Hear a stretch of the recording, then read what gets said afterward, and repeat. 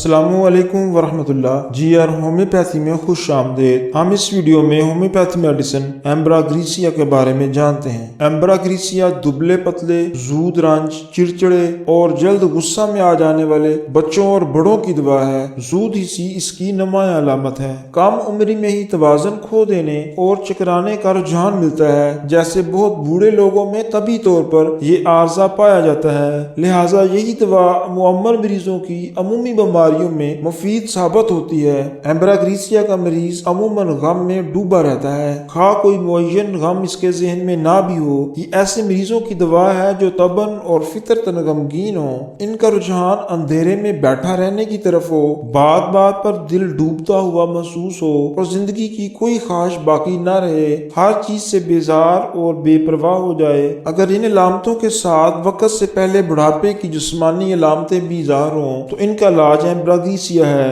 ایسے مریضوں کو چکر بہت آتے ہیں، سر اور معدہ میں کمزوری کا احساس ہوتا ہے، پیشانی پر بوجھ، دماغ میں شدید درد کی لہریں اٹھتی ہیں، غنودگی طاری ہو جاتی ہے، حافظہ کمزور ہوتا ہے۔ سر کی بیرونی علامتوں میں بالوں کا تیزی سے جھڑنا شامل ہے۔ ایسے مریض کو نکسیر پھوٹے تو بہت زیادہ پھوٹتی ہے اور دانتوں سے جرانے خون ہو تو بہت زیادہ ہوتا ہے۔ معدے میں ہوا بہت پیدا ہوتی ہے اور ڈکار ایسے آتے ہیں جیسے کھٹاس بہت ہو، لیکن اس کے ساتھ معدے میں جلن کی بجائے ٹھنڈک کا احساس پایا جاتا ہے۔ ذہنی انتشار اس کی ایک طبی علامت ہے۔ سر سن ہونے کا احساس جو تمام جسم میں پھیلتا ہوا محسوس ہوتا ہے۔ ایمبراگریسیا میں بیماریاں عموماً ایک طرف ہی ٹھہری رہتی ہیں۔ یہ رجحان برائیونیا، بیلاڈونا اور سپائجیلیا میں بھی پایا جاتا ہے۔ ایمبراگریسیا میں دائیں اور بائیں کا فرق نہیں ہے۔ اگر دائیں طرف ہی بیماری ہو تو دائیں طرف ہی رہے گی اور اگر بائیں طرف ہو تو بائیں طرف ہی رہے گی۔ ایمبراگریسیا کی ایک علامت جو بظاہر اچھمبی معلوم ہوتی ہے وہ یہ ہے کہ مریض موسیقی کو برداشت نہیں کر سکتا